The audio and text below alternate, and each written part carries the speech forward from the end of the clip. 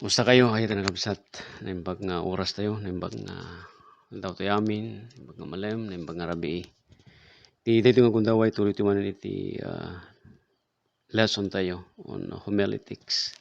So today we will study on this subject matter, how to improve sermon delivery. It is not enough to have a perfect sermon on paper or a perfect outline in the mind. For a sermon to achieve its purpose, it must be well delivered.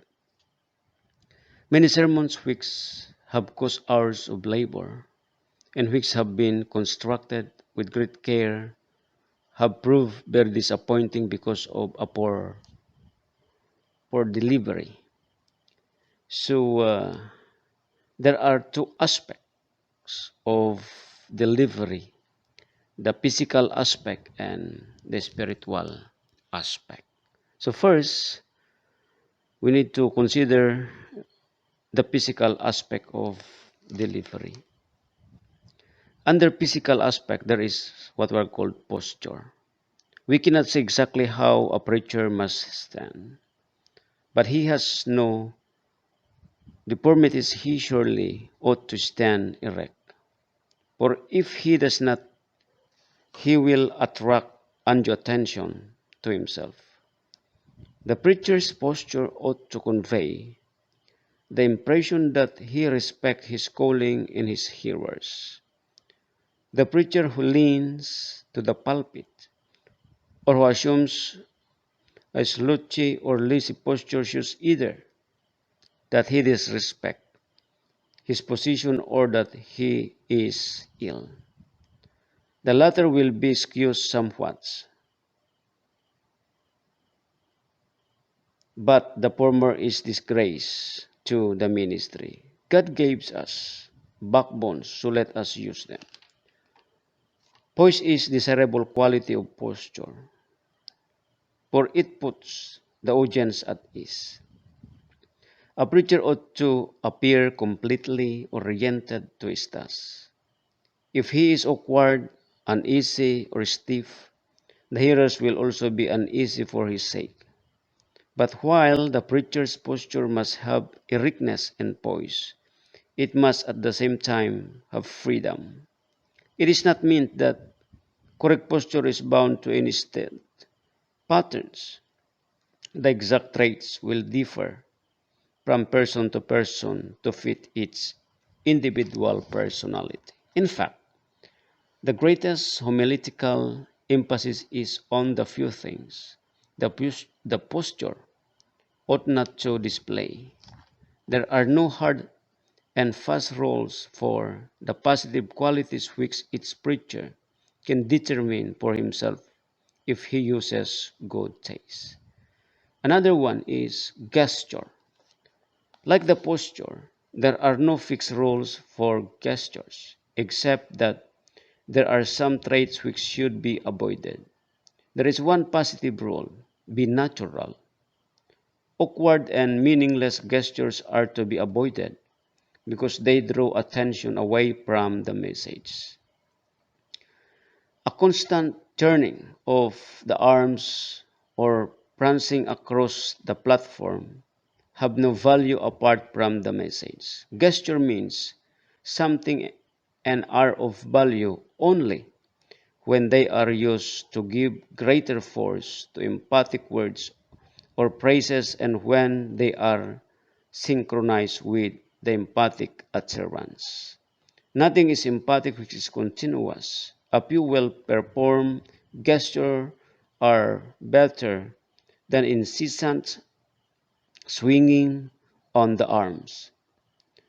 It is best that gesture be unpremeditated.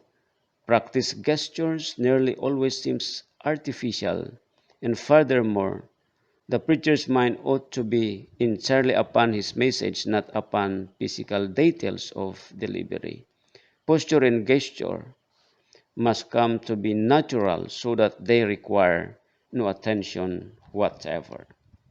Another thing is voice. The voice is preacher's most valuable instrument of delivery. Voice makes as much difference in speaker as it does in singers. And who would want to listen to a hurried soprano singing for 30 minutes? Yet a trained singer can hold an audience for hours. Spurgeon owed much of his success in preaching to vast audience before the days of electric public address system to his bell-like penetrating voice.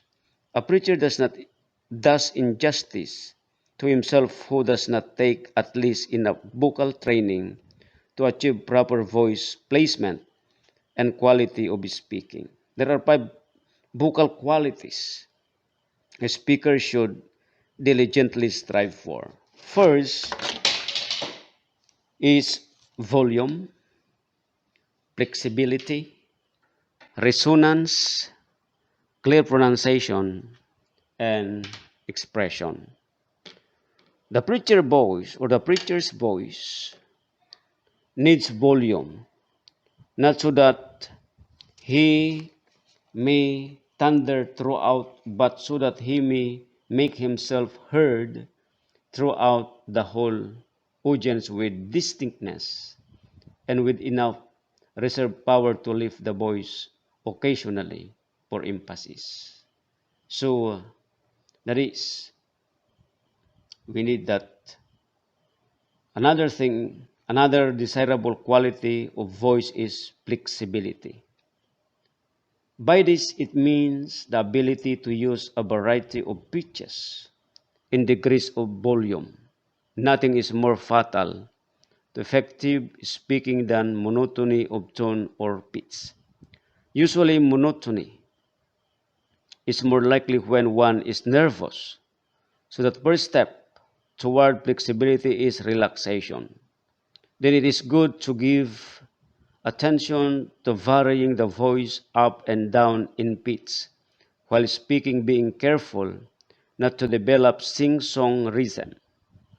One should practice alone occasionally, and when speaking before an audience, one might solicit the aid of a helpful friend who will tell the truth about the faults. It is helpful too to listen carefully to good speakers, and especially radio announcers. Singing is another good exercise for achieving a flexible voice. Third, a very desirable quality of voice is resonance. This quality is a little more difficult to achieve by one's own effort than the others. It is best cultivated by a short course of vocal training. Resonance is that quality of vibrancy and musical consonance characteristic of tone and overtones. Resonance depends upon the proper placement of the voice and the use of diaphragm. A resonant voice will have greater carrying power and enable one to be heard farther with less volume. One may use all his volume and not be heard in a small building distinctly if his voice quality is poor. But the greatest value of resonance is that it gives the voice a pleasing musical quality which is very pleasant to hear. Too much cannot be said for the need of clear pronunciation. So, one of the things that we need to consider as we improve our sermon delivery is pronunciation. It has been said that preachers are not completely innocent of these counts either. There are preachers who would not suffer a radio with a defective speaker who mumble their words in the pulpit, expecting people to patiently listen. The best exercise to overcome poor pronunciation is carefully reading aloud in the presence of a helpful friend and critic. One should give special attention to the sounding of initial and final consonants, One should not speak more rapidly than he can carefully pronounce words, for there is a tendency in many buildings with words with imperfect acoustic due to the echoes of words to run together. So we need to speak words clearly, or we need to pronounce words correctly. Furthermore, good expression is a much needed vocal quality for preaching. A sentence may mean several things or nothing depending upon the inflection of the voice. A sentence may appear to be a weak apology or confident depends depending upon the expressions, but into its utterance. The voice is capable of expressing love, anger, sympathy, joy, sorrow, censure, or approval in its baritones apart from the content of the message. This is no reason one should not cultivate the ability to put full meaning into what he says, for a preacher above all people must not be mistaken in his meaning. Many a preacher has been accused of heresy in doctrine simply because what he meant and what he seems to say were two different things. Many persons have been offended because the speaker's tone of voice seems to say what he did not mean. But the greatest value of expression is its power to clothe words with life and fullness of meaning, that man may be moved to action. Number two is spiritual aspect of delivery. Delivery, of course, as applied to preaching, is not entirely a matter of elocutions. There are spiritual qualities of speaking and actions which are positively vital to gospel preaching. Four of these will be treated here, which are burden, unction, zeal, and faith. Probably the next in importance to a genuine Christian experience and endowment with power for service is sincere burden for lost and needy souls. A sinner can tell in a minute whether the preacher's sermon is a professional talk or the outgrowth of burdened heart. The reason why there are so few soul winners today is that there are no few preachers who read their Bibles enough and pray enough to be genuinely moved with love and passion for the lost souls. The modern liberal doctrine which teaches that everything is somehow going to come out all right for everyone in spite of sin has had a devastating effect upon the quality of evangelistic preaching. To love men, we must contact men. A preacher cannot spend all his time in his study or in his garden and develop or maintain a true concern for the states of men.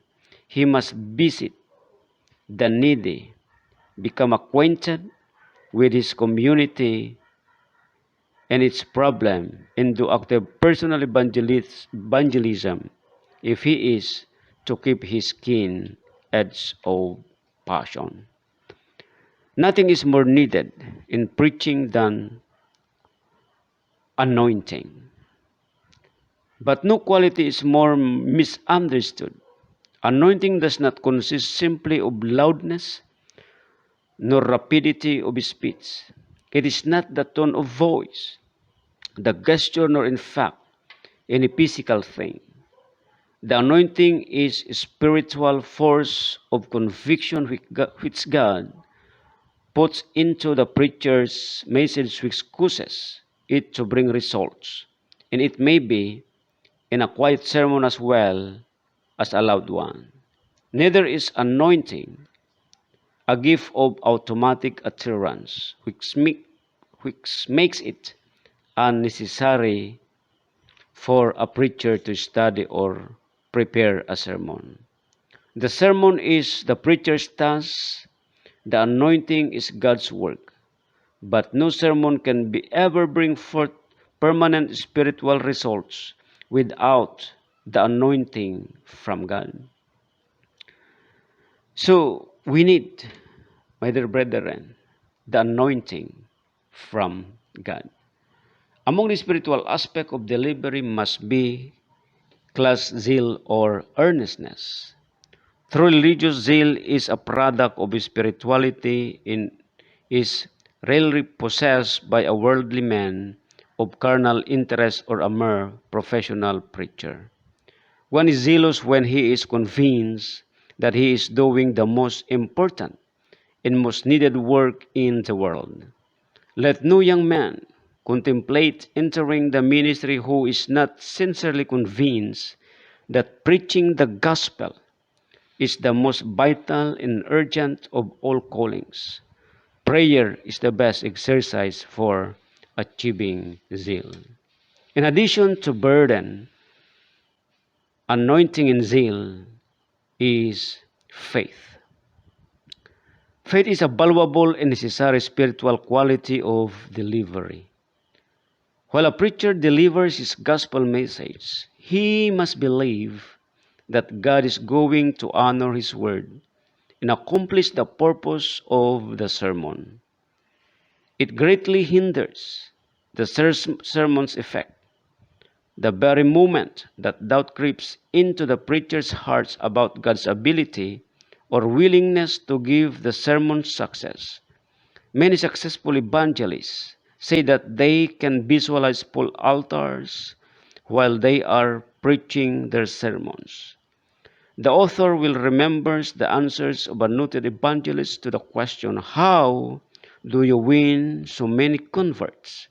He responded with this, I ask God to help me, then I believe with all my heart that souls will accept Christ, and they always do.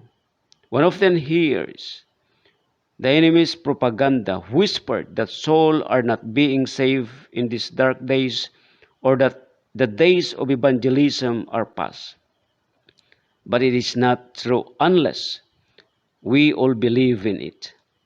And one suspects that too many have fallen victims to this faith-destroying despair. Let us ask God for results, seek results, and believe in results. And all Satan's hosts cannot stop the advance of the gospel. Without faith, it is impossible to please God. So, it is clear for all of us that in sermon delivery, or as we deliver the message that comes from God, we need all this to improve our sermon delivery. Sermon or improving our sermon delivery, it cannot be done in one night, one day. But as we continue to preach, as we are being called to preach and to share the gospel to all the people, we need also to consider that we need to improve our sermon delivery. So, ayat ng absat, amin dagitoy, mang tulong, ken mang paspasayaat pay, iti takder tayo, panang-share tayo, kadagiti sasaw ti Apo, tapnon iti kasta, takder tayo, nga danon kadagiti napulutan a mensahe ti Apo nga tapnon manipud kadagitoy nga isong masapul nga aramidin tayo to the physical aspect of delivery. Kuna tayo we need that the five vocal qualities, the volume, the flexibility, the resonance, clear pronunciation and expressions. And also to the spiritual aspect of delivery nga dito gagayom ka nakabsat ket nagpintas nga manipud iti aramiden tayo ti kankanayon iti panangi danon tayo ti mensahe ti Apo ket adda kumamot dayjay kuna tayong panagtarigagay tayo nga mangpaspasayaat pay dagiti wagas tayo kangrunan na iti panagtakder tayo kadagiti tattao nga tapno iti kasta ket maddandamot iti dakdakkel pay met nga tay panangited iti atensyon ken panangindeng kadagiti sasaw ti Apo ket madaydayaw ti Apo ket inton sumaruno tan dayto may papan manen kadagiti sumaruno nga rumbeng adalin tayo konsiderar tayo tapno iti kasta ket even te kuna tayo how to improve the preaching styles ket madaydayaw ti Apo nga malpas tayo dagitoy nga isong adalin tayo iti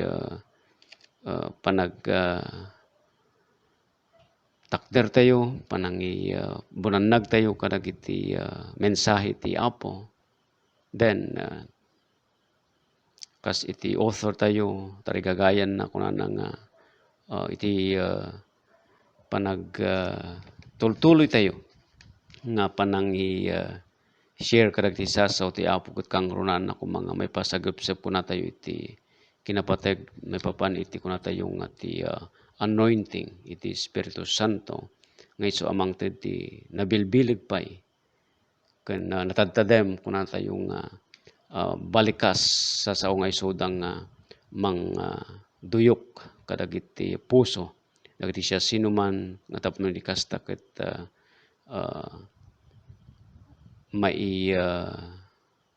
danon tayo ti kayat iti Apo kangrunaan na dagiti sasaw ti Dios mangbalbaliw kadagiti biag dagiti tattao nga di pay dimteng iti panakaisalakan ni Apo Dios iti mangbendisyon iti tunggal maysa kada tayo ket ti Apo ti agtultuloy nga mangaramat met iuray metten ti kadda tayo amin nga agserbi ti Apo. God bless us all.